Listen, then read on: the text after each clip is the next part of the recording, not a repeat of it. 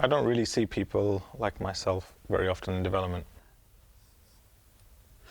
You don't hear a lot of Brummie accents in television, really.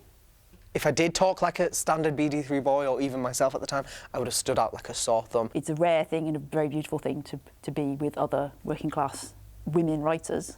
When you went to channel meetings or you met people from production companies or script editors or producers, what I think was more startling for me was like just how, you know, middle class that world felt, really.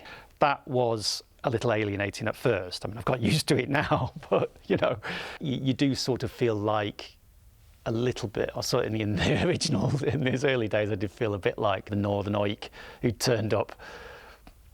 But now I just play up to that.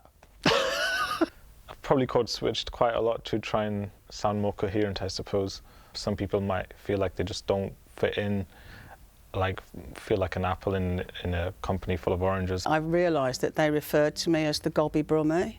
And then I decided that I would use Bab because it's of my region and because it's what people say. Now I Bab it all the time. And other people Bab. I remember going to Sheffield Documentary Festival in 2017 and Maxine Peake said something about how working class people are taught that ambition is a bad thing. People who have imposter syndrome are the ones who probably shouldn't have it in the first place.